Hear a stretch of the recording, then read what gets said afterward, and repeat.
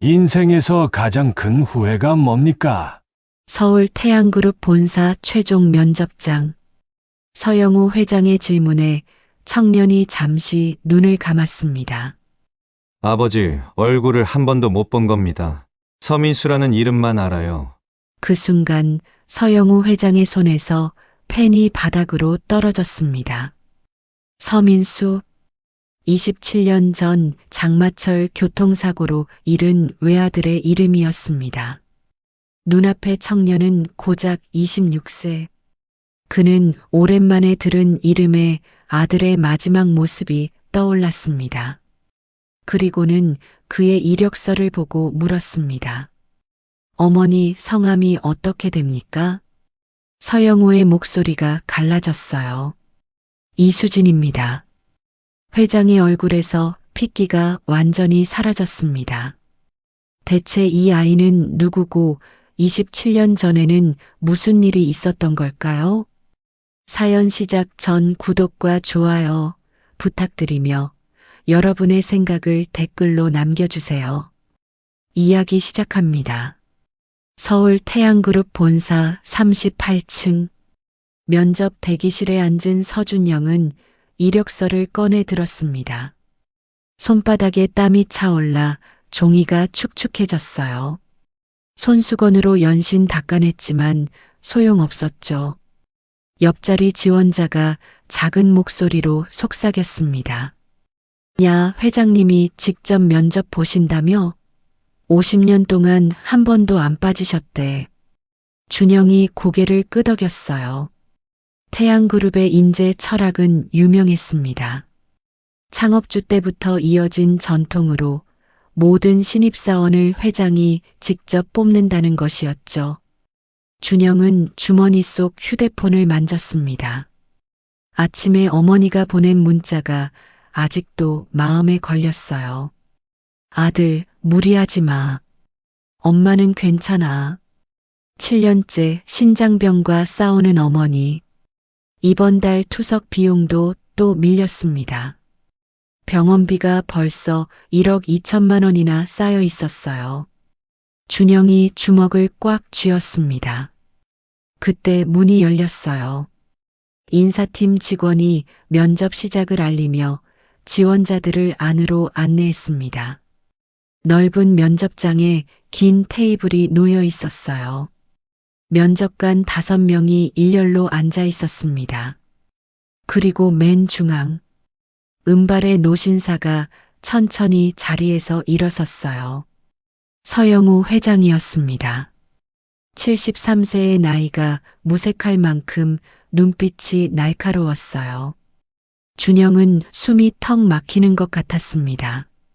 서영우 회장이 입을 열었어요. 태양그룹에 지원해 주셔서 감사합니다. 저는 50년간 이 자리를 지켜왔습니다. 사람이 곧 미래이기 때문입니다. 준영은 긴장된 마음을 가다듬으며 앞을 바라봤습니다. 면접이 시작되었어요. 한 명씩 돌아가며 자기소개를 했습니다. 드디어 준영의 차례가 왔어요. 인사팀장이 이름을 호명했습니다. 준영이 자리에서 일어나 인사를 했어요. 안녕하십니까? 영업관리 직무에 지원한 서준영입니다. 서영우 회장이 서류를 들여다봤습니다.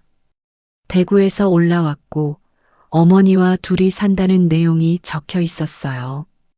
회장이 서류를 내려놓으며 물었습니다.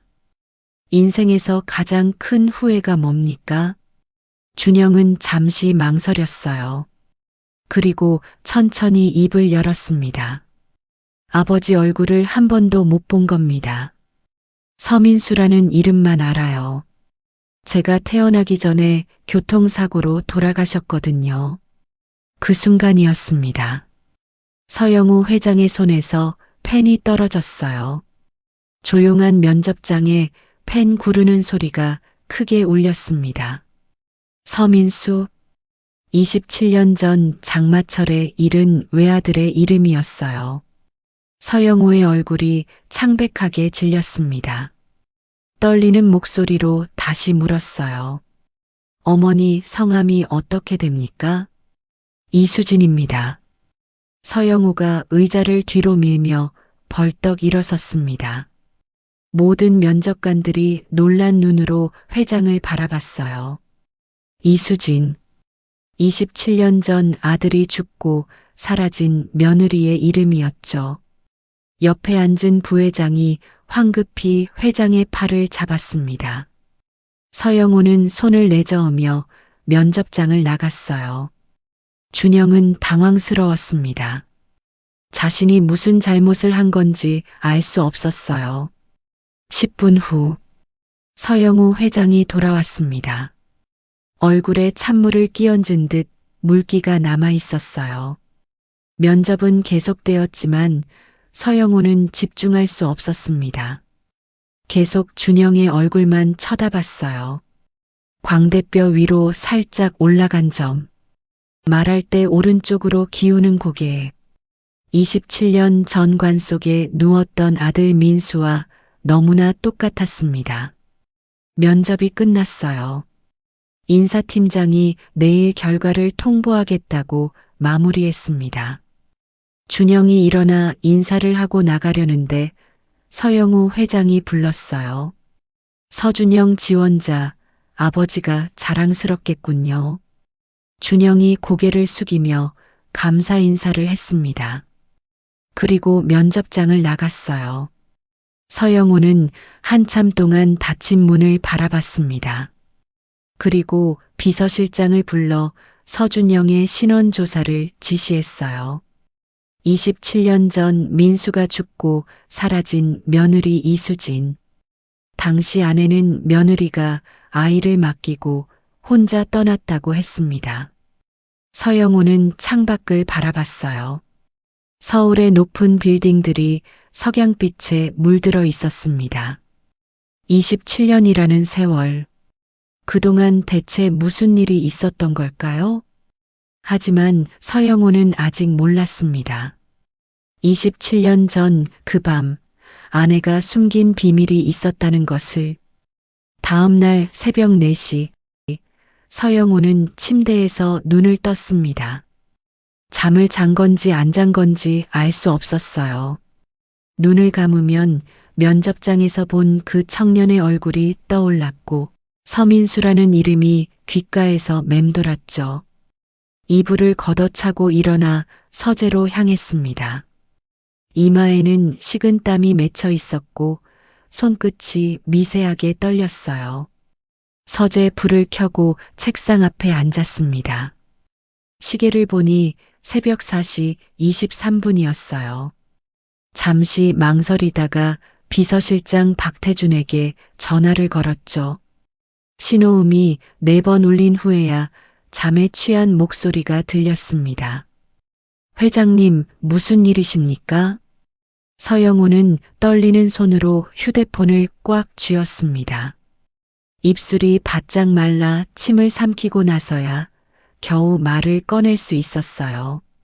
어제 면접 본 서준영이라는 지원자, 신원 조회해줘. 부모 정보까지 전부. 박태준이 알겠다고 출근하자마자 바로 처리하겠다고 대답했습니다. 서영우는 전화를 끊고 책상에 이마를 대었어요. 설마 그럴 리가 없다고 스스로를 다독였죠. 오전 10시 서영우는 회장실 창가에 서서 서울 하늘을 바라보고 있었습니다. 손에는 커피잔이 들려 있었지만 한 모금도 마시지 않았어요. 똑똑 노크 소리가 들렸습니다. 문이 열리고 박태준이 서류 봉투를 들고 들어왔어요. 표정이 심상치 않았죠. 찾았습니다. 박태준이 봉투를 내밀었습니다. 서영우는 떨리는 손으로 받아들었어요. 봉투를 여는 손가락이 제대로 움직이지 않아 3번이나 실패했죠. 첫 장을 펼치자 서준영의 기본 정보가 적혀 있었습니다. 시선이 어머니 이름에서 멈췄어요. 이수진. 서영우의 얼굴에서 핏기가 싹 가셨습니다. 손에서 힘이 빠져 서류가 바닥으로 흩어졌어요. 무릎이 휘청거려 책상 모서리를 붙잡고 간신히 몸을 지탱했죠. 회장님, 박태준이 달려와 팔을 잡았습니다. 서영호는 고개를 저으며 괜찮다고 했지만 목소리가 심하게 떨렸어요. 바닥에 흩어진 서류를 주워들고 다시 확인했습니다. 이수진, 주민등록번호까지 완벽하게 일치했어요. 27년 전 서영호 집안의 며느리, 죽은 아들 민수의 아내였던 바로 그 여자였죠. 27년 전 기억이 파도처럼 밀려왔습니다. 그해 여름은 유난히 비가 많이 왔어요. 장마가 한 달 넘게 계속됐죠. 밤 11시쯤 전화가 왔습니다. 아내 김순옥의 목소리가 떨리고 있었어요. 여보, 민수가. 서영호는 전화기를 떨어뜨릴 뻔했습니다. 심장이 멎는 것 같았고 다리에 힘이 풀려 의자에 주저앉았어요. 병원으로 미친 듯이 달려갔습니다. 와이퍼가 쉴 새 없이 움직였지만 앞이 제대로 보이지 않았어요. 눈물 때문인지 빗물 때문인지 알 수 없었죠. 영안실에 도착했을 때 아들은 이미 싸늘하게 식어 있었습니다. 하얀 천으로 덮인 아들의 얼굴을 본 순간 서영호는 바닥에 무릎을 꿇고 통곡했어요. 퇴근길 교통사고였습니다. 빗길에 미끄러진 트럭이 민수의 차를 정면으로 들이받았죠. 25살 인생을 시작도 못한 나이였어요. 장례를 치르고 며칠 후 아내 김순옥이 서재로 찾아왔습니다. 얼굴이 창백했고 입술이 파르르 떨리고 있었어요. 여보, 수진이가 떠났어요. 서영호는 충혈된 눈으로 고개를 들었습니다. 충격이 너무 컸나 봐요. 갓 태어난 준혁이만 남겨두고 떠났대요. 김순옥이 서영호 손을 꼭 잡으며 말했습니다. 서영호는 아무 말도 하지 못하고 멍하니 아내의 얼굴만 바라봤어요. 아들을 잃은 슬픔에 빠져서 아무것도 생각할 수 없었죠. 내가 준혁이는 데려올게요. 우리가 키워요. 서영호는 고개를 끄덕였습니다. 그게 전부였어요. 의심 같은 건 하지 않았죠. 그런데 27년이 지난 지금 그 며느리가 아이를 버리고 간 게 아니었다는 건가요? 서영호는 박태준에게 지시했습니다. 대구대학병원 출산 기록을 찾아보라고 27년 전 이수진이라는 산모를 확인하라고 했어요. 사흘이 걸렸습니다. 병원 기록을 찾는데 온갖 루트를 동원해야 했어요. 마침내 박태준이 또 다른 봉투를 들고 나타났죠. 서영호는 떨리는 손으로 서류를 펼쳤습니다. 첫 줄을 읽는 순간 손에서 종이가 떨어졌어요. 일란성 쌍둥이 남아 2명 출산. 서영호는 책상을 짚으며 거친 숨을 몰아쉬었습니다. 다리에 힘이 풀렸고 눈앞이 아득해졌어요. 쌍둥이. 27년 전 수진이는 쌍둥이를 낳았습니다. 그런데 아내는 한 명만 데려왔어요. 나머지 한 명은 어디로 간 거죠? 서영호의 손이 주먹을 쥐었습니다. 27년간 속아온 거였어요. 그날 저녁 서영호는 평소보다 일찍 집에 들어왔습니다. 서재로 들어가 책상 서랍 깊숙한 곳에서 낡은 가죽 지갑을 꺼냈어요. 아들 민수의 지갑, 27년간 간직해온 유품이었죠. 지갑을 열자 빛바랜 사진 한 장이 나왔습니다. 25살의 민수가 환하게 웃고 있었어요. 서영호의 눈시울이 붉어졌죠. 사진 속 아들의 얼굴과 면접장에서 본 청년의 얼굴이 겹쳐졌습니다. 똑같았어요. 눈매, 코, 입술 모양까지 전부 다.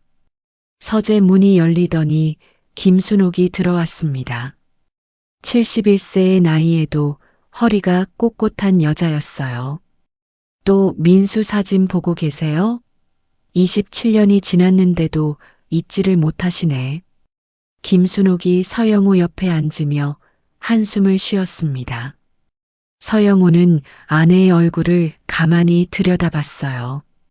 50년을 함께 산 사람인데 오늘따라 낯설게 느껴졌죠. 당신 27년 전에 수진이가 정말 스스로 떠난 게 맞아? 김순옥의 표정이 순간 굳어졌습니다. 손가락이 미세하게 떨렸지만 금세 평온한 얼굴로 돌아왔어요. 왜 갑자기 그런 얘기를 하세요? 서영호는 그냥 문득 생각나서 그렇다고 둘러댔습니다. 김순옥은 수진이가 산후 우울증이 심해서 준혁이만 남겨두고 떠난 거라고 대답했어요. 서영호는 더 이상 묻지 않았습니다. 하지만 아내의 말을 믿지 않았어요. 이미 쌍둥이 출산 기록을 확인했으니까요. 며칠 후 서영호는 그룹 의료센터 원장에게 극비 지시를 내렸습니다. 신입사원 건강검진 때 서준영과 서준혁의 혈액을 채취해서 DNA 검사를 진행하라고 했어요. 결과가 나올 때까지 철저히 비밀을 유지하라고 당부했죠. 3일만 기다리면 모든 게 밝혀질 겁니다.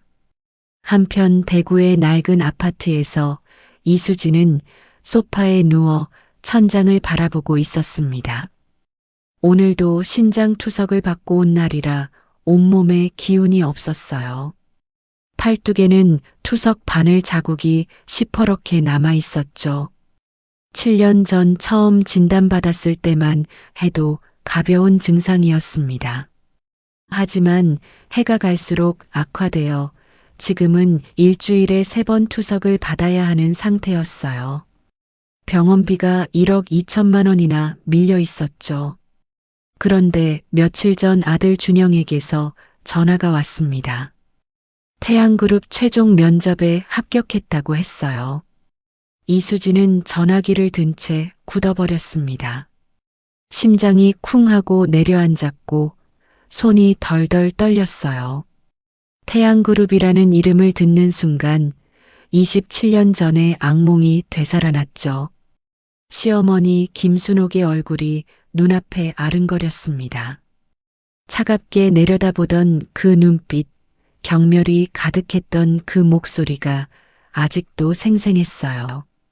구멍가게 딸이 어떻게 우리 집안 며느리야? 시어머니는 이수진을 한 번도 며느리로 인정하지 않았습니다. 고작 22살에 민수를 꼬셨다며 뻔뻔하다고 했어요. 그리고 민수가 죽은 후 시어머니가 병실로 찾아왔습니다. 이수진은 막 쌍둥이를 출산한 직후라 기력이 다해 침대에 누워 있었어요. 준혁이는 우리가 데려간다. 서씨 집안 장손이니까. 시어머니의 목소리는 얼음장처럼 차가웠습니다. 넌 나머지 하나 데리고 내 눈앞에서 사라져. 이수진은 겨우 상체를 일으켜 시어머니의 옷자락을 붙잡았습니다. 어머님, 제발이요. 둘 다 데려가게 해주세요. 눈물이 쏟아졌지만 시어머니는 냉정하게 손을 뿌리쳤어요. 다시 나타나면 그 애도 빼앗는다. 경호원들이 갓난아기 준혁이를 안고 병실을 나갔습니다. 이수진은 미친 듯이 울부짖었지만 출산 직후의 몸으로는 쫓아갈 수조차 없었어요. 그게 마지막이었고 27년 동안 준혁이의 얼굴을 한 번도 보지 못했죠. 이수진은 벌떡 일어나 앉아 휴대폰을 집어들었습니다. 어지러웠고 눈앞이 핑 돌았어요. 준영에게 전화를 걸자 아들의 밝은 목소리가 들렸습니다. 어머니, 무슨 일이세요? 이수진은 입술을 깨물었어요. 어떻게 말해야 할지 몰랐습니다. 준영아, 다른 회사로 가면 안 될까? 준영이 웃으며 왜 그러시냐고 월급도 좋고 복지도 좋다고 되물었습니다. 어머니 병원비도 회사에서 지원해 준다고 했어요. 이수지는 말문이 막혔습니다. 그냥 조심해라. 특히 너랑 비슷하게 생긴 사람 있으면 멀리해. 준영이 무슨 소리냐며 웃고 전화를 끊었습니다. 이수지는 휴대폰을 내려놓고 창밖을 바라봤어요. 해가 지고 있었고 하늘이 붉게 물들어 있었죠. 언제까지 숨길 수 있을까요? 너에게는 쌍둥이 동생이 있다는 걸, 내가 재벌가의 손자라는 걸, 27년간 가슴에 묻어둔 비밀이 곧 터져 나올 것만 같았습니다. 다음 날 아침 준영은 설레는 마음으로 첫 출근길에 올랐습니다. 하지만 그는 몰랐어요. 회사에서 자신과 똑같은 얼굴을 마주치게 될 거라는 걸. 태양그룹 본사 로비에 들어선 준영은 거대한 건물 내부에 압도당했습니다. 천장까지 뻗은 통유리창으로 아침 햇살이 쏟아져 들어왔고 대리석 바닥이 거울처럼 반짝거렸어요. 드디어 대기업 직원이 됐다는 실감이 밀려왔습니다. 이제 어머니 병원비 걱정을 덜 수 있을 거라는 생각에 가슴이 벅차올랐죠. 신입사원들이 로비 한쪽에 모여서 인사팀 직원의 안내를 기다리고 있었습니다. 명찰을 나눠주던 직원이 오전에는 회사 투어, 오후에는 건강검진이 있다고 일정을 설명했어요. 준영은 명찰을 목에 걸고 다른 신입사원들과 함께 엘리베이터 쪽으로 걸어갔습니다. 바로 그때였어요. 옆 엘리베이터 문이 열리더니 회색 정장을 입은 젊은 남자가 성큼성큼 걸어 나왔습니다. 걸음걸이에 자신감이 넘쳤고 어딘가 익숙한 분위기가 느껴졌어요. 준영은 무심코 그쪽을 쳐다봤다가 그 자리에서 얼어붙었습니다. 거울이 있나 싶을 정도로 자신과 똑같은 얼굴이었어요. 눈, 코, 입은 물론이고 광대뼈 위에 있는 작은 점 위치까지 완벽하게 일치했죠. 상대방도 준영을 발견하더니 걸음을 멈추고 눈을 크게 떴습니다. 두 사람이 서로를 마주본 채 동시에 굳어버렸어요. 주변에 있던 직원들이 수군거리기 시작했습니다. 완전 똑같이 생겼다며 쌍둥이 아니냐며 웅성거렸어요. 준영의 심장이 미친 듯이 뛰기 시작했습니다. 어머니가 왜 비슷하게 생긴 사람을 조심하라고 했는지 이제야 이해가 됐어요. 상대방이 놀란 표정을 추스르고 먼저 다가왔습니다. 미소를 지으며 손을 내밀었어요. 안녕하세요. 서준혁입니다. 영업팀 과장이에요. 준영도 얼떨결에 악수를 하며 자신을 소개했습니다. 손을 맞잡는 순간 묘한 감정이 밀려왔어요. 처음 보는 사람인데도 전혀 낯설지 않았죠. 저는 서준영입니다. 오늘 첫 출근한 신입사원이에요. 준혁이 고개를 갸웃거리며 준영의 얼굴을 들여다봤습니다. 눈매, 코 모양, 입술 두께까지 전부 똑같았어요. 성까지 같네요. 혹시 먼 친척 아니세요? 준영은 고개를 저으며 자신의 집안은 대구 쪽이고 친척이 거의 없다고 대답했습니다. 하지만 말하면서도 확신이 서지 않았어요. 정말 신기하다. 도플갱어가 진짜 있긴 있나 봐요. 준혁이 시계를 확인하더니 아쉬운 표정을 지었습니다. 회의가 있어서 먼저 가봐야 할 것 같다고 했어요. 나중에 점심이라도 같이 해요. 이렇게 닮은 사람 만나기 쉽지 않잖아요. 준영이 고개를 끄덕이자 준혁은 손을 흔들며 엘리베이터를 타고 올라갔습니다. 문이 닫히는 순간까지 신기하다는 표정으로 준영을 쳐다봤어요. 준영은 한참을 그 자리에 서서 닫힌 엘리베이터 문을 바라봤습니다. 심장이 아직도 두근거렸고 머릿속이 복잡하게 엉켜 있었어요. 대체 왜 저 사람과 이렇게 닮은 걸까요? 어머니가 숨기고 있는 뭔가가 있는 걸까요? 신입사원 교육이 시작됐지만 준영은 강사의 말에 집중할 수가 없었습니다. 회사 역사와 비전에 대한 설명이 귀에 들어오지 않았어요. 머릿속에는 아까 마주친 그 얼굴만 맴돌았죠.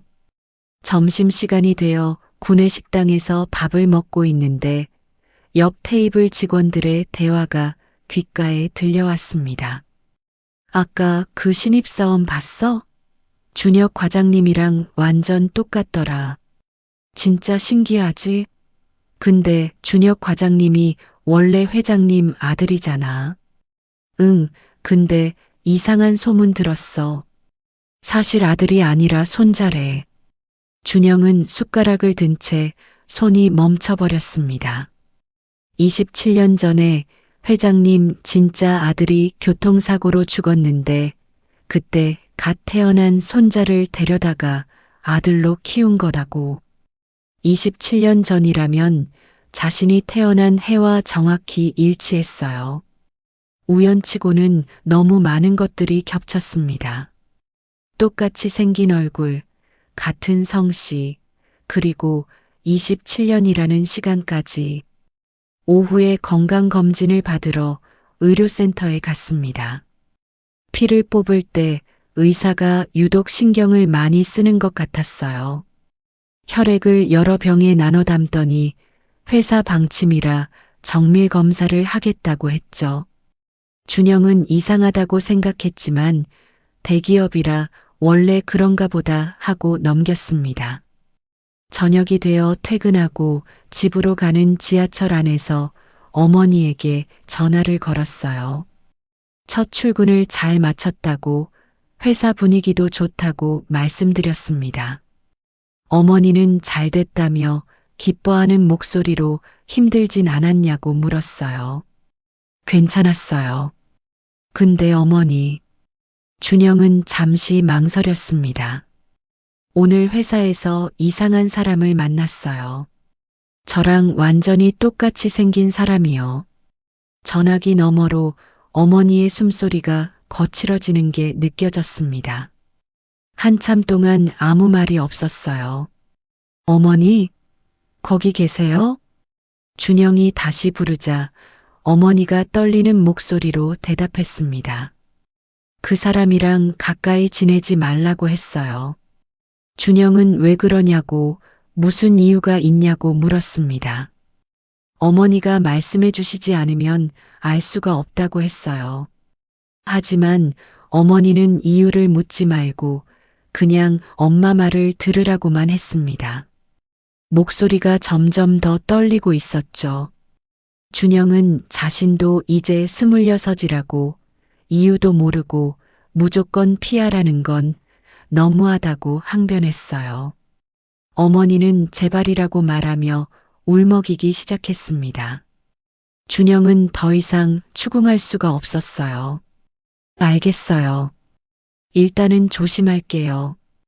근데 언젠가는 꼭 말씀해 주셔야 해요. 전화를 끊고 창밖을 바라봤습니다. 지하철이 한강 다리를 건너고 있었고 강물 위로 노을빛이 붉게 일렁이고 있었어요. 준혁이라는 그 사람은 왜 자신과 그렇게 닮은 걸까요? 왜 처음 보는데도 전혀 낯설지 않았을까요?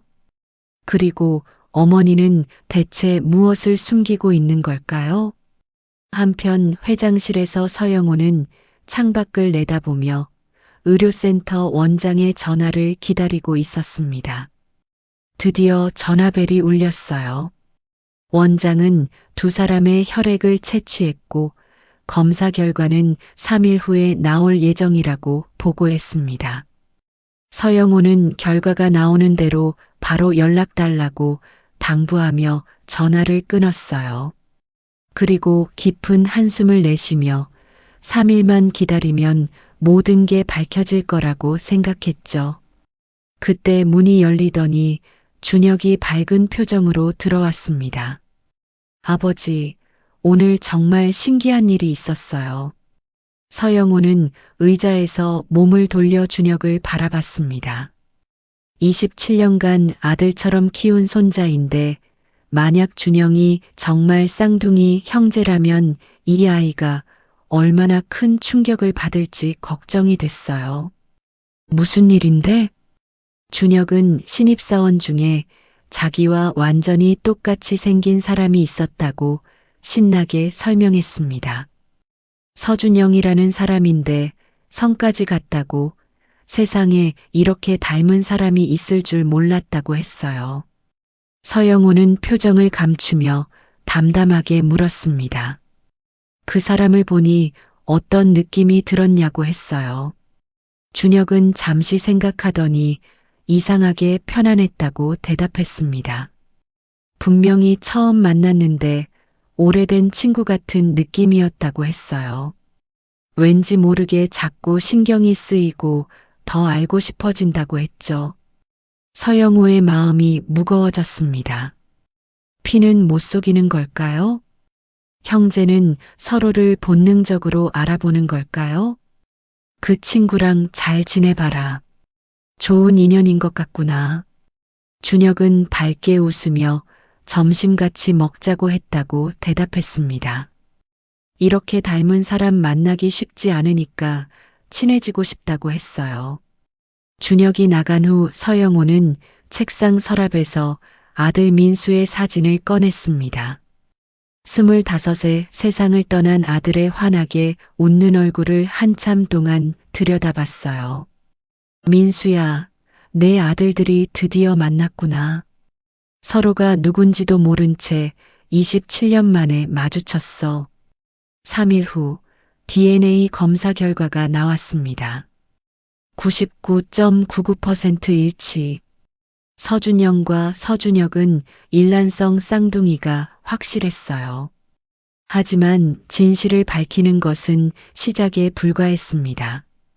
27년간 쌓인 거짓말의 벽은 생각보다 훨씬 두꺼웠죠.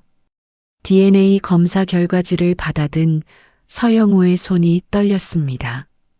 99.99% 일치라는 숫자가 눈앞에서 아른거렸어요. 서영호는 서류를 책상 위에 내려놓고 눈을 감았습니다. 27년간 믿어왔던 모든 것이 거짓이었어요. 아내가 50년을 함께 산 아내가 자신을 속여온 거였죠. 손가락이 미세하게 떨렸습니다. 분노와 배신감이 가슴을 짓눌렀어요. 서영호는 비서실장 박태준을 불러 사모님이 어디 계시냐고 물었습니다. 박태준이 본가에 계신다고 대답하자 서영호는 지금 당장 집으로 가겠다고 했어요. 본가 거실에 들어선 서영호는 소파에 앉아 있는 아내를 발견했습니다. 김순옥은 차를 마시며 TV를 보고 있었어요. 김순옥이 반갑게 일어서며 이 시간에 웬일이냐고 물었습니다. 하지만 서영호의 표정을 본 순간 얼굴이 굳어졌어요. 서영호는 아무 말 없이 서류 봉투를 테이블 위에 던졌습니다. 봉투가 탁 소리를 내며 떨어졌어요. 김순옥이 조심스럽게 봉투를 집어들고 서류를 꺼내 읽었습니다. 얼굴에서 핏기가 싹 가셨고 손이 덜덜 떨리기 시작했어요. 27년 전에 수진이가 쌍둥이를 낳았더군. 당신이 한 명만 데려오고 나머지는 버렸다며? 서영호의 목소리는 낮고 차가웠습니다. 김순옥의 눈에서 눈물이 흘러내렸습니다. 제발 자기 말 좀 들어달라고 그때는 어쩔 수 없었다고 애원했어요. 내 손자를 27년간 숨기고 나한테 거짓말을 해? 서영호가 버럭 소리쳤습니다. 평생 처음으로 아내에게 고함을 질렀어요. 김순옥이 무릎을 꿇고 서영호의 바지를 붙잡았습니다. 수진이가 집안에 어울리지 않았다고, 구멍가게 딸한테 아이들을 맡길 수 없었다고 울부짖었어요. 서영호는 아내의 손을 뿌리쳤습니다. 그래서 갓난아기를 엄마한테서 빼앗은 거냐고, 그게 사람이 할 짓이냐고 소리쳤어요. 김순옥은 바닥에 엎드려 흐느꼈습니다. 하지만 서영호는 돌아보지 않았어요. 서영호가 수진이 지금 어디 있냐고 물었습니다. 김순옥은 모른다고, 27년 전에 쫓아내고 한 번도 연락 안 했다고 대답했어요. 서영호는 냉정하게 찾으라고 말하고 서재로 들어가 문을 닫아버렸습니다. 김순옥은 거실 바닥에 주저앉은 채 한참을 울었어요. 며칠 후 서영호는 박태준에게서 보고를 받았습니다. 이수진의 행방을 찾았다고 했어요. 대구에 살고 있고 신장병으로 일주일에 3번 투석을 받고 있다고 했습니다. 병원비가 1억 2천만 원이나 밀려 있고 월세도 석 달째 못 내고 있다고 했어요. 서영호는 눈을 감았습니다. 27년간 그 여자가 얼마나 힘들게 살았을지 상상이 됐어요. 서영호가 주소를 달라고 직접 가보겠다고 했습니다. 박태준이 놀란 표정을 지었지만 서영호는 고개를 끄덕였어요. 내 며느리고 내 손자의 어머니라고 직접 만나서 사과해야 한다고 했죠. 대구행 KTX에 몸을 실은 서영호는 창밖을 바라보며 27년 전을 떠올렸습니다. 그때 자신이 조금만 더 신경을 썼다면 이렇게 되지 않았을 거예요. 2시간 후 서영호는 대구의 낡은 아파트 앞에 도착했습니다. 페인트가 벗겨진 외벽, 녹슨 난간이 눈에 들어왔어요. 재벌 총수의 며느리가 27년간 이런 곳에서 살았던 거죠. 엘리베이터도 없는 5층까지 계단을 올랐습니다. 73세의 나이에 숨이 찼지만 멈추지 않았어요. 502호 앞에 서서 한참을 망설이다 초인종을 눌렀습니다. 안에서 느린 발소리가 들렸어요. 문이 열리자 수척한 얼굴의 중년 여자가 서 있었습니다. 27년 전에 그 며느리 이수진이었어요. 이수진은 서영호를 보는 순간 얼굴이 하얗게 질렸습니다. 몸이 휘청거리며 문틀을 붙잡았어요. 서영호는 그 자리에서 깊이 고개를 숙였습니다. 미안하다고, 27년간 정말 미안했다고 말했어요. 이수진의 눈에서 눈물이 쏟아졌습니다. 아버님이 왜 사과하시냐고, 아버님은 모르셨잖아요 라고 떨리는 목소리로 말했어요. 서영호가 고개를 들었습니다. 그의 눈에도 눈물이 고여 있었어요. 내가 몰랐던 게 잘못이라고, 조금만 더 관심을 가졌다면 이렇게 되지 않았을 거라고 했죠. 이수진은 더 이상 서 있을 수가 없었습니다. 그 자리에 주저앉아 흐느꼈어요. 서영호도 함께 무릎을 꿇고 며느리의 손을 잡았습니다. 이제라도 바로잡겠다고, 준영이한테 진실을 알려주고 가족으로 데려오겠다고 했어요. 이수진이 고개를 저었습니다. 준영이가 상처받을 거라고, 27년간 할아버지가 있는지도 모르고 살았는데 갑자기 어떻게 받아들이겠냐고 했어요. 서영호가 이수진의 어깨를 잡았습니다. 그래도 알 권리가 있다고, 형제가 있다는 것도 알아야 한다고 했어요. 이수진은 한참을 울다가 천천히 고개를 끄덕였습니다. 27년간 혼자 짊어졌던 비밀이 이제 끝나려 하고 있었어요.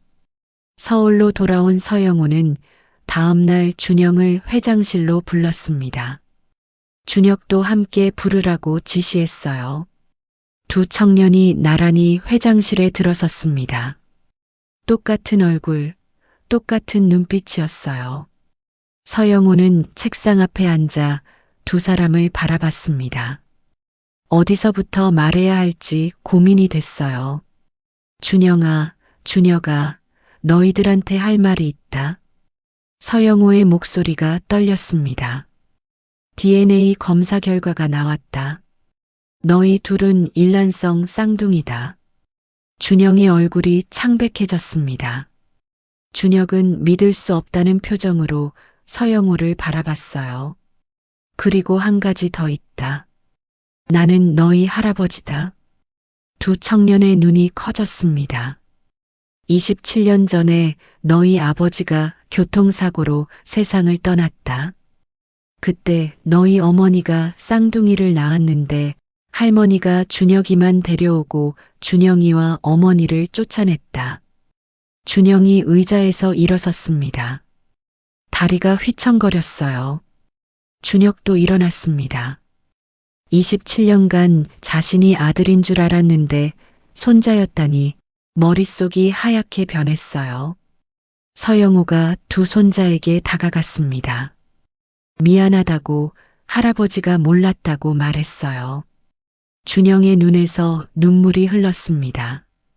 어머니가 왜 그렇게 힘들게 사셨는지 이제야 알겠다고 27년간 얼마나 외로우셨을까 생각하니 가슴이 찢어진다고 했어요. 준혁이 준영의 어깨를 잡았습니다. 형이라고, 이제부터 형이라고 부르겠다고 했어요. 준영이 준혁을 바라봤습니다.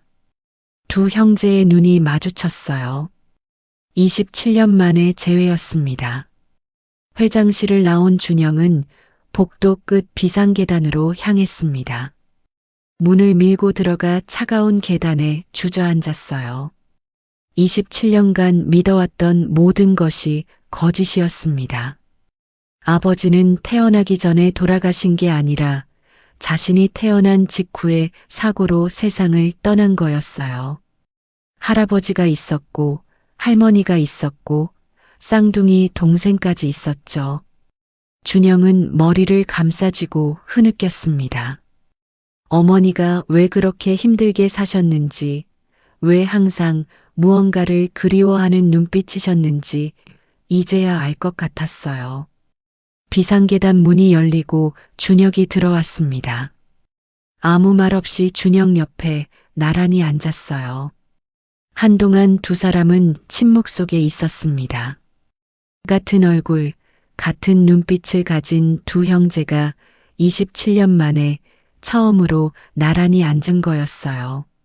나도 머릿속이 하얘. 준혁이 먼저 입을 열었습니다. 27년간 아버지인 줄 알았던 분이 할아버지였다니 믿기지 않는다는 표정이었어요. 준영이 고개를 들어 준혁을 바라봤습니다. 똑같은 얼굴이 자신을 보고 있었어요.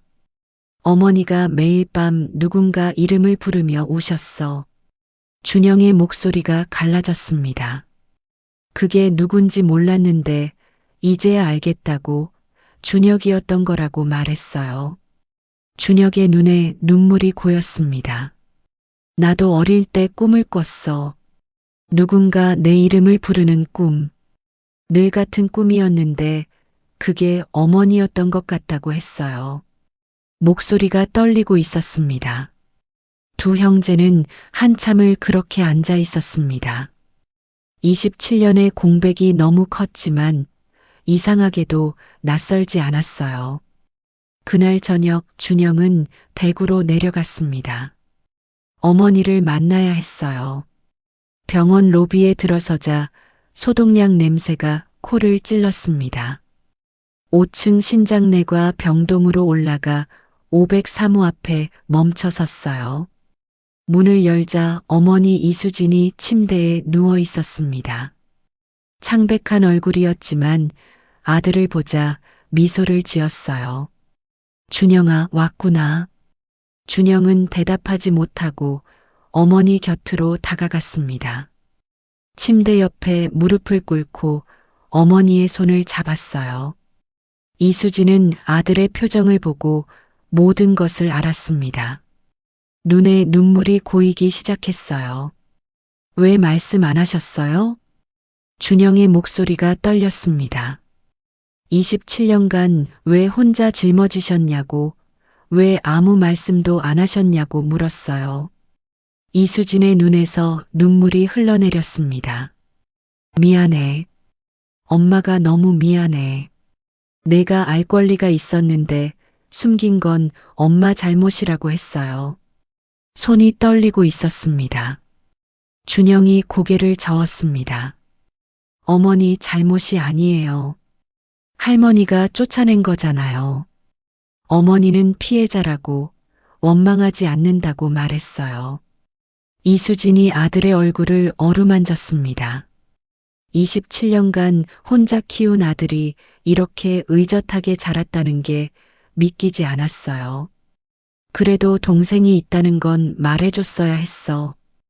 27년간 혼자 외롭게 컸을 텐데 엄마가 너무 못났다고 했어요. 눈물이 멈추지 않았습니다.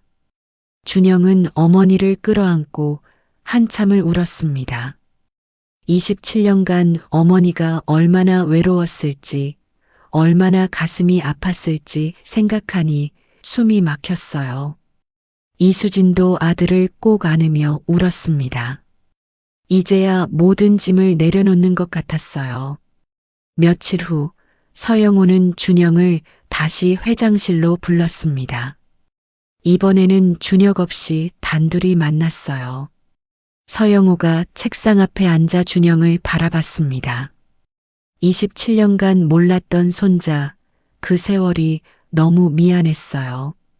어머니 병원비는 걱정하지 마라. 이미 다 해결했다. 서울 큰 병원으로 옮기겠다고 최고의 의료진을 붙이겠다고 했어요. 준영이 고개를 저었습니다. 감사합니다. 하지만 받을 수 없습니다. 27년간 남이었는데 갑자기 이렇게 받으면 어머니가 불편해하실 거라고 했어요. 목소리는 단호했지만 떨리고 있었습니다. 서영호의 얼굴에 당혹감이 스쳤습니다. 하지만 곧 고개를 끄덕였어요. 그럼 어떻게 하면 되겠니? 가족이니까 도와주고 싶다고 방법을 알려달라고 했어요. 준영이 잠시 생각하더니 대답했습니다. 시간을 주세요. 27년이나 떨어져 살았으니 천천히 가족이 되고 싶다고 했어요. 급하게 하면 오히려 어색해질 것 같다고 조금씩 알아가고 싶다고 말했습니다. 서영호는 손자의 말에 가슴이 먹먹해졌습니다. 준영이 원망하지 않는 것만으로도 감사했어요. 알겠다. 내 뜻대로 하마. 하지만 할아버지가 항상 여기 있다는 건 기억하라고 언제든 찾아오라고 했어요. 눈시울이 붉어져 있었습니다. 준영이 고개를 숙여 인사하고 회장실을 나갔습니다.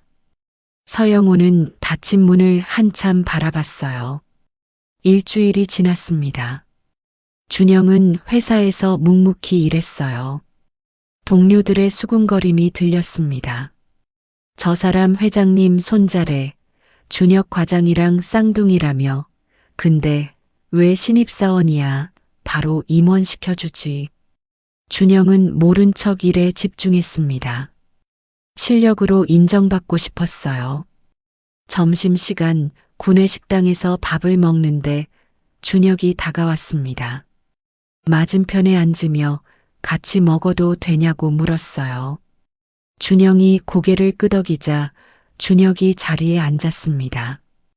두 형제는 마주보며 밥을 먹었어요. 회사에서 힘들지 않아? 준혁이 걱정스러운 표정으로 물었습니다. 사람들이 이상한 눈으로 보는 것 같다고 했어요. 괜찮아. 익숙해질 거야. 준영이 담담하게 대답했습니다. 준혁이 숟가락을 내려놓고 준영을 바라봤습니다. 눈에 죄책감이 가득했어요. 형한테 미안해. 나는 27년간 아무것도 모르고 편하게 살았는데 형은 그동안 얼마나 힘들었을까 생각하면 마음이 아프다고 했어요. 준영이 고개를 저었습니다. 내 잘못이 아니야. 우리 둘 다 피해자야. 잘못한 건 할머니지 우리가 아니라고 말했어요. 담담한 목소리였지만 따뜻함이 묻어났습니다. 준혁의 눈에 눈물이 고였습니다. 형이라고 불러도 돼? 아까부터 계속 형이라고 부르고 있긴 한데 정식으로 허락받고 싶다고 했어요. 목소리가 떨리고 있었습니다. 준영이 웃었습니다. 당연하지. 쌍둥이니까 내가 형 맞아. 20분 먼저 태어났다고 할아버지한테 들었다고 말했어요. 두 형제는 서로를 바라보며 웃었습니다. 27년의 공백이 조금씩 메워지는 것 같았어요. 그날 밤 준영은 어머니에게 전화를 걸었습니다. 준영아, 오늘 하루 어땠어? 이수진이 전화를 받자마자 물었어요. 힘들지 않았냐고, 밥은 먹었냐고 걱정했습니다. 오늘 준혁이랑 같이 밥 먹었어요. 동생이 착하다고 형이라고 부르겠다고 했다고 말했어요. 이수진의 목소리가 떨렸습니다. 정말? 준혁이가 그랬어? 27년 전 빼앗긴 아들, 그 아이가 착하게 잘 자랐다니 가슴이 벅찼어요. 네. 어머니도 준혁이 만나보세요. 좋은 아이예요. 이수진은 한참 말이 없었습니다. 수화기 너머로 흐느끼는 소리가 들렸어요. 그래. 엄마도 만나보고 싶어? 내가 낳은 아이인데 27년 만에 다시 만나고 싶다고 했어요. 목소리가 계속 떨렸습니다. 준영은 전화를 끊고 창밖을 바라봤습니다. 서울의 야경이 반짝이고 있었어요. 27년간 세 조각으로 나뉘어 있던 가족이 이제 하나로 모이려 하고 있었습니다. 하지만 아직 갈 길이 멀었어요. 할머니 김순옥의 진심 어린 사과가 필요했고 어머니와 준혁의 재회도 남아 있었죠. 준영은 깊은 한숨을 내쉬며 불을 껐습니다. 천천히 하나씩 해결해 나가자고 다짐했어요. 일주일 후 이수진이 서울로 올라왔습니다. 준영이 서울역까지 마중을 나갔어요. KTX 문이 열리자 이수진이 천천히 내렸습니다. 수척한 얼굴이었지만 눈빛만큼은 단단했어요. 준영이 어머니의 짐을 받아들고 팔을 부축했습니다. 이수진은 아들의 손을 꼭 잡으며 긴장돼서 어젯밤에 한숨도 못 잤다고 했어요. 27년 만에 빼앗긴 아들을 만난다는 게 실감이 나지 않는다고, 다리에 힘이 안 들어간다고 말했습니다. 준영이 어머니의 어깨를 감싸며 괜찮을 거라고, 준혁이가 먼저 만나고 싶다고 했다고 말했어요. 두 사람은 택시를 타고 태양그룹 본사로 향했습니다. 이수진은 창밖을 바라보며 27년 전을 떠올렸어요. 그때는 쫓겨나듯 서울을 떠났습니다. 갓난아기 준영이를 안고 대구행 버스에 올랐던 그날이 아직도 생생했어요. 이수진은 떨리는 손을 무릎 위에 꼭 모아 쥐었습니다. 택시 창문에 비친 자신의 얼굴이 낯설었어요. 태양그룹 본사 앞에 도착했습니다. 거대한 빌딩이 하늘을 찌를 듯 솟아 있었어요. 이수진은 잠시 멈춰서서 빌딩을 올려다봤습니다. 27년 전에는 이 건물이 절반 크기밖에 안 됐는데 세월이 많이 흘렀다는 게 실감났어요. 로비로 들어서자 직원이 다가와 안내했습니다. 엘리베이터를 타고 42층 회장실로 올라갔어요. 엘리베이터 문이 열리는 순간 이수진의 심장이 쿵쾅거렸습니다. 손바닥에 땀이 흥건했어요. 복도를 지나 회장실 문 앞에 섰습니다. 준영이 어머니의 손을 한번 꼭 쥐어주고 문을 열었어요. 넓은 회장실 안에 서영호가 먼저 보였습니다. 그리고 그 옆에 준혁이 서 있었어요. 이수진의 발이 얼어붙었습니다. 27년 전 빼앗긴 아들, 그 아이가 어른이 되어 눈앞에 서 있었어요. 준영과 똑같은 얼굴이었습니다. 키도 같고 눈빛도 같고 심지어 서 있는 자세까지 똑같았어요. 준혁도 이수진을 바라봤습니다. 눈에 눈물이 그렁그렁 고여 있었어요. 한동안 아무도 말을 하지 못했습니다. 시계 초침 소리만 똑딱똑딱 울렸어요. 준혁이 먼저 한 걸음 다가왔습니다. 다리가 떨려서 비틀거렸어요. 27년간 매일 밤 같은 꿈을 꿨어요. 누군가 제 이름을 부르는 꿈이었는데 그게 어머니였던 것 같아요. 준혁의 목소리가 갈라졌습니다. 눈물이 볼을 타고 흘러내렸어요. 이수진의 입술이 파르르 떨렸습니다. 두 팔을 벌리고 준혁에게 다가갔어요. 엄마도 매일 밤 내 이름을 불렀어. 준혁아, 준혁아 하면서 울었어. 이수진이 흐느끼며 말했습니다. 27년간 가슴에 묻어뒀던 말들이 터져 나왔어요. 준혁이 어머니 품에 안겼습니다. 처음 느끼는 품인데 어딘가 익숙했어요. 이수진은 준혁의 등을 쓰다듬으며 미안하다고, 엄마가 지켜주지 못해서 미안하다고 울었습니다. 준혁도 어머니를 꼭 안으며 자기야말로 죄송하다고, 27년간 편하게만 살아서 죄송하다고 말했어요. 서영호가 눈물을 훔치며 준영에게 다가갔습니다. 준영의 어깨를 두드리며 이제 다 끝났다고, 이제야 가족이 됐다고 말했어요. 준영도 눈물을 참지 못하고 흐느꼈습니다. 27년간 세 조각으로 나뉘어 있던 가족이 드디어 하나가 되는 순간이었어요. 며칠 후 김순옥이 병원으로 찾아왔습니다. 이수진은 서울대병원 VIP 병동으로 옮겨진 상태였어요. 병실 문 앞에서 김순옥이 한참을 망설였습니다. 73세의 나이에 무릎이 후들거렸어요. 27년 전 자신이 쫓아낸 며느리를 어떤 얼굴로 만나야 할지 몰랐습니다. 손에 들린 과일 바구니가 천근만근 무거웠어요. 김순옥이 떨리는 손으로 문을 두드렸습니다. 안에서 들어오라는 소리가 들렸어요. 문을 열자 이수진이 침대에 앉아 있었습니다. 창백한 얼굴이었지만 눈빛은 담담했어요. 김순옥은 문 앞에 선 채 움직이지 못했습니다. 이수진을 똑바로 쳐다볼 수가 없었어요. 들어오세요. 거기 서 계시면 다리 아프실 거예요. 이수진이 먼저 입을 열었습니다. 목소리에 원망이나 분노는 없었어요.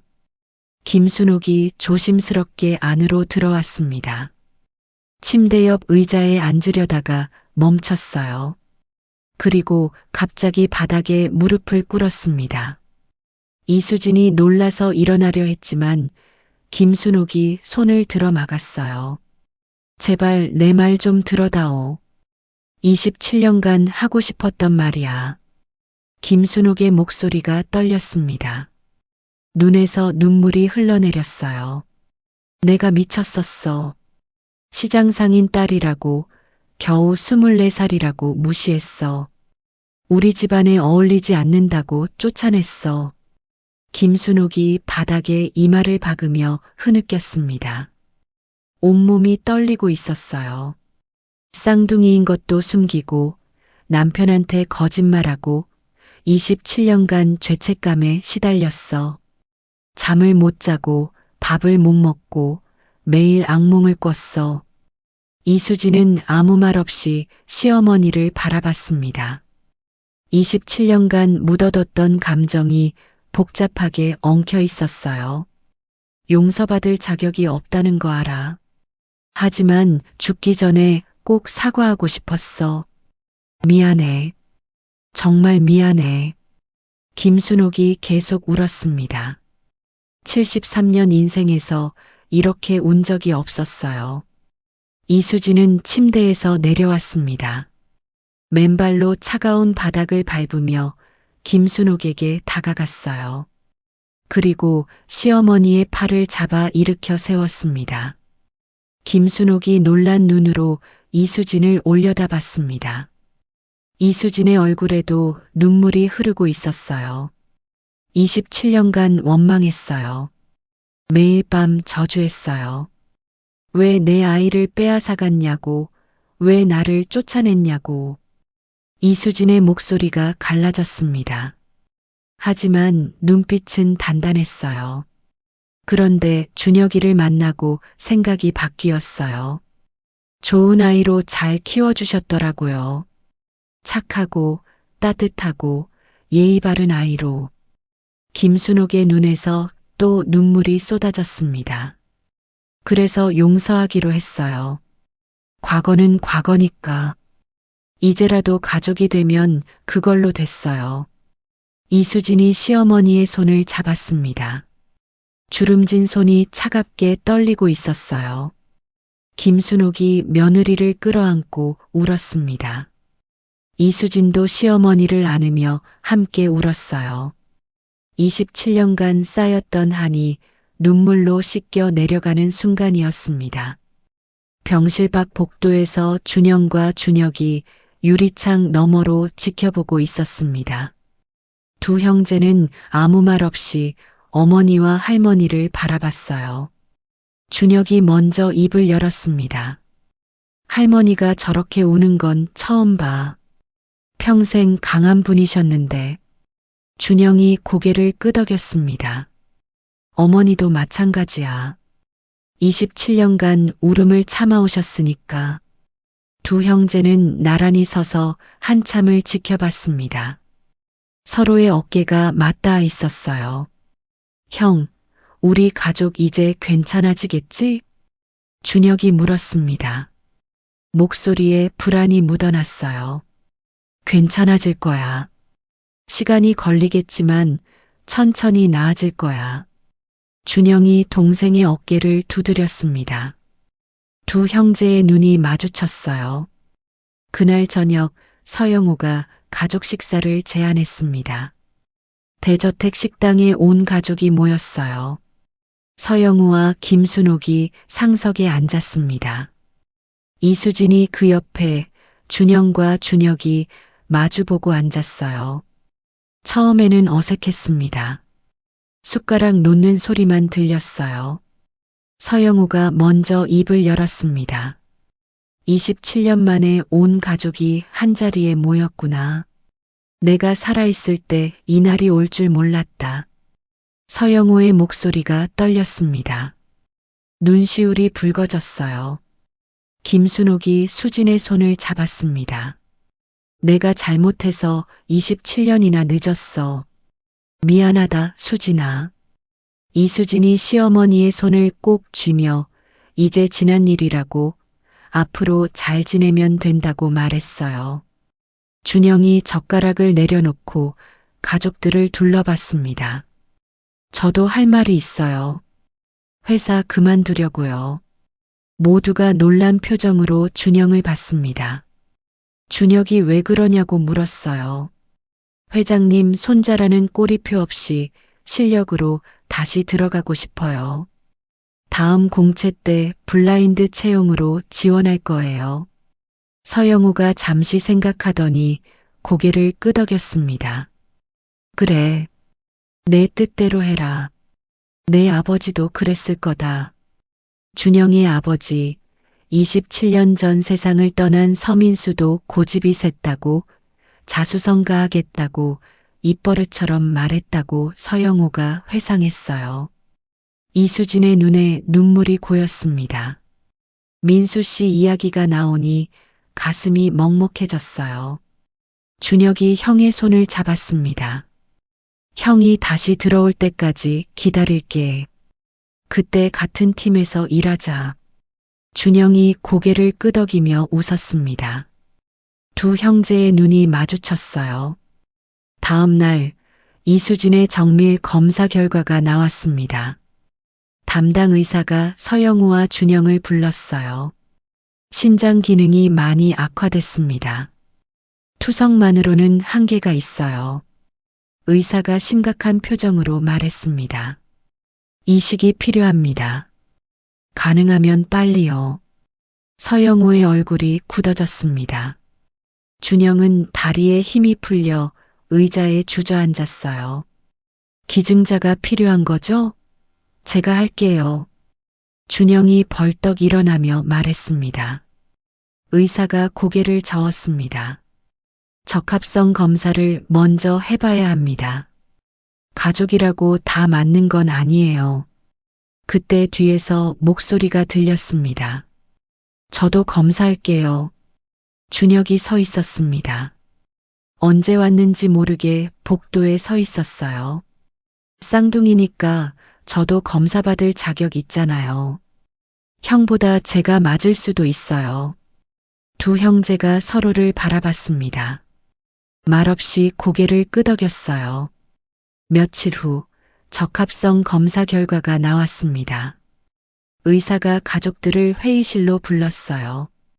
두 분 다 적합합니다. 일란성 쌍둥이라서 적합도가 거의 완벽해요. 서영우가 안도의 한숨을 쉬었습니다. 이수진은 두 아들을 번갈아 바라보며 눈물을 흘렸어요. 둘 다 안 돼. 엄마 때문에 아이들이 다치면 안 돼. 이수진이 고개를 저으며 말했습니다. 준영과 준혁이 동시에 어머니 손을 잡았습니다. 27년간 혼자 고생하셨잖아요. 이제 저희가 할 차례예요. 준영이 말했어요. 형 말이 맞아요. 어머니 건강해지셔야 저희랑 오래 사시죠. 준혁이 덧붙였습니다. 이수진은 두 아들을 끌어안고 울었습니다. 27년간 외롭게 살아왔는데 이제는 두 아들이 자신을 지켜주겠다고 하니 가슴이 벅찼어요.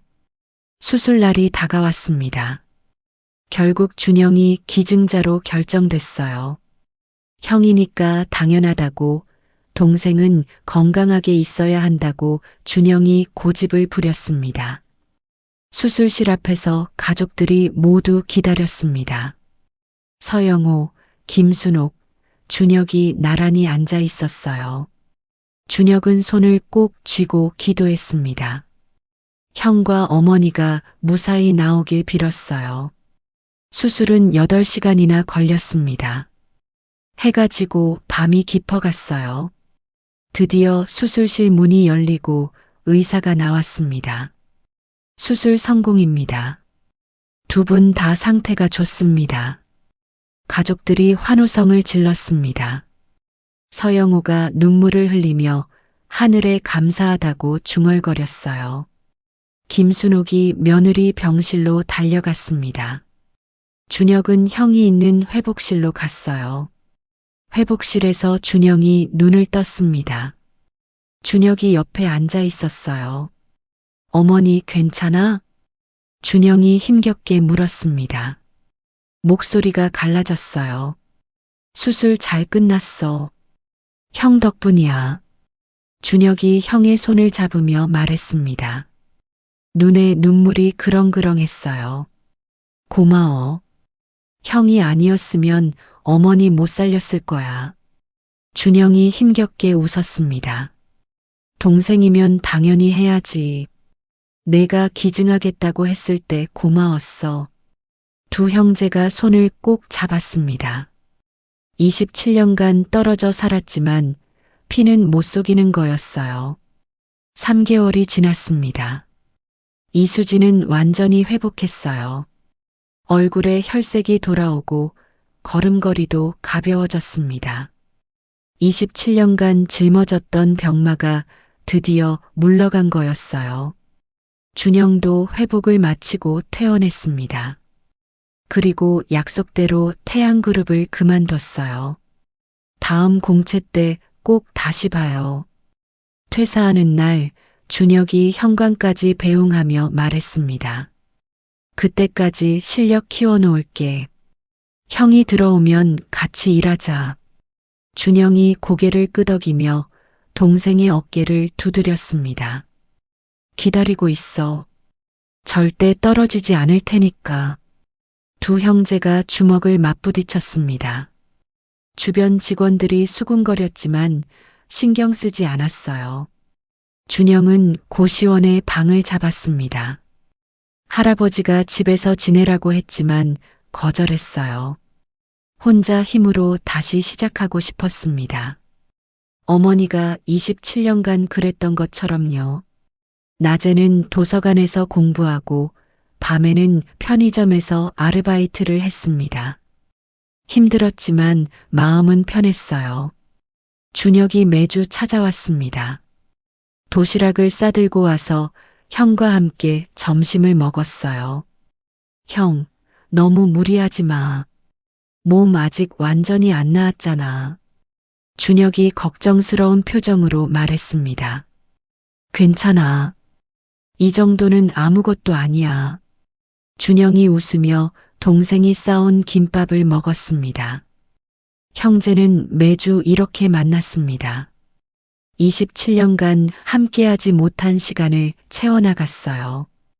6개월 후 태양그룹 하반기 공채가 시작됐습니다. 이번에는 블라인드 채용이었어요. 이름도 학교도 나이도 모두 가린 채 실력만으로 평가한다고 공고문에 적혀 있었습니다. 준영이 제안했던 방식이었어요. 준영은 응시원서를 제출했습니다. 다른 지원자들 틈에 섞여서요. 서류 전형, 필기시험, 1차 면접을 통과했습니다. 모든 과정에서 1등이었어요. 최종 면접 날이 됐습니다. 준영은 떨리는 마음으로 면접장에 들어섰어요. 면접관들이 앉아 있었습니다. 그 중앙에 서영호가 있었어요. 서영호는 준영의 얼굴을 보고 눈이 커졌습니다. 하지만 아무 말 없이 서류를 봤어요. 응시번호 2024-3847번. 자기소개해보세요. 서영호가 담담하게 말했습니다. 손자인 줄 알면서도 모른 척했어요. 준영이 당당하게 자기소개를 시작했습니다. 자신의 경험과 역량을 차분하게 설명했어요. 면접이 끝나고 결과 발표 날이 됐습니다. 준영은 컴퓨터 앞에 앉아 결과를 기다렸어요. 합격자 명단이 떴습니다. 맨 위에 자신의 수험번호가 있었어요. 수석 합격. 준영의 눈에 눈물이 고였습니다. 6개월간의 노력이 결실을 맺은 거였어요. 합격자 발표식이 열렸습니다. 대강당에 신입사원들이 모였어요. 서영호가 단상에 올라 수석 합격자를 호명했습니다. 응시번호 2024-3847번 서준영. 박수 소리가 터져 나왔습니다. 준영이 단상으로 올라갔어요. 서영호가 손자에게 합격증을 건넸습니다. 눈에 눈물이 그렁그렁했어요. 축하한다. 내 실력으로 당당하게 들어왔구나. 서영호가 낮은 목소리로 말했습니다. 마이크에 잡히지 않게 속삭였어요. 준영이 고개를 숙여 인사했습니다. 감사합니다, 할아버지. 두 사람의 눈이 마주쳤습니다. 말하지 않아도 서로의 마음을 알 수 있었어요. 객석에서 준혁이 환호성을 질렀습니다. 이수진도 눈물을 흘리며 박수를 쳤어요. 김순옥이 며느리의 손을 꼭 잡았습니다. 내 아들이 대단하구나. 정말 자랑스럽다. 이수진이 고개를 끄덕이며 웃었습니다. 준혁이도 그렇게 훌륭하게 키워주셨잖아요. 감사해요. 두 여인이 서로를 바라보며 미소 지었습니다. 27년간의 앙금이 완전히 녹아내리는 순간이었어요. 1년이 지났습니다. 가을이 깊어가는 10월의 어느 날이었어요. 태양그룹 대저택에 온 가족이 모였습니다. 서영호의 74세 생일을 축하하기 위해서였어요. 거실에 큰 케이크가 놓였습니다. 촛불 74개가 반짝반짝 빛났어요. 서영호가 가족들을 둘러봤습니다. 김순옥, 이수진, 준영, 준혁이 모두 함께 있었어요. 1년 전에는 상상도 못했는데 이렇게 온 가족이 모이다니. 서영호의 목소리가 떨렸습니다. 눈시울이 붉어졌어요. 27년간 몰랐던 손자를 찾고 며느리를 다시 만나고 가족이 완전해졌구나. 김순옥이 남편의 손을 잡았습니다. 다 내 잘못이었는데 용서해줘서 고마워요. 수진아, 준영아. 이수진이 시어머니의 손을 꼭 쥐며 지난 일은 잊으라고 앞으로 행복하게 살면 된다고 말했어요. 준영과 준혁이 케이크 앞에 섰습니다. 촛불을 끄려는 할아버지를 도우려는 거였어요. 할아버지, 소원 빌고 부세요. 준혁이 말했습니다. 서영호가 눈을 감고 소원을 빌었습니다. 그리고 후 하고 촛불을 껐어요. 박수 소리가 터져 나왔습니다. 모두가 웃고 있었어요. 저녁 식사가 끝나고 가족 사진을 찍기로 했습니다. 정원으로 나가 단풍나무 아래에 섰어요. 서영우와 김순옥이 중앙에 섰습니다. 이수진이 그 옆에, 준영과 준혁이 양옆에 섰어요. 하나, 둘, 셋, 김치. 사진사가 셔터를 눌렀습니다. 찰칵 소리와 함께 플래시가 터졌어요. 27년 만에 찍는 완전한 가족 사진이었습니다. 사진을 찍고 나서 준영이 가족들을 둘러봤습니다. 할아버지, 할머니, 어머니, 동생이 모두 웃고 있었어요. 1년 전만 해도 상상할 수 없는 광경이었습니다. 어머니와 단둘이 대구에서 힘겹게 살던 때가 엊그제 같았어요. 준혁이 형의 어깨에 손을 올렸습니다. 무슨 생각해? 준영이 고개를 저으며 웃었습니다. 그냥 행복하다는 생각. 이게 꿈이 아닌가 싶어서. 준혁도 웃었습니다. 꿈 아니야. 진짜야. 우리 가족 진짜야. 두 형제가 서로를 바라봤습니다. 똑같은 얼굴, 똑같은 미소였어요. 밤이 깊어갔습니다. 가족들이 하나둘 방으로 들어갔어요.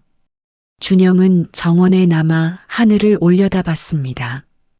별이 반짝이고 있었어요. 어머니가 옆으로 왔습니다. 준영의 팔짱을 끼며 함께 하늘을 봤어요. 아버지가 저기서 보고 계실까요? 준영이 물었습니다. 이수진이 고개를 끄덕였습니다. 보고 계실 거야. 우리 가족이 행복해진 거 보고 웃고 계실 거야. 준영이 어머니의 어깨를 감쌌습니다. 이수진이 아들에게 기대며 눈을 감았어요. 27년간의 고통과 외로움이 이제 끝났습니다. 가족이 함께하는 한 더 이상 두려울 게 없었어요. 저 멀리서 준혁의 목소리가 들렸습니다.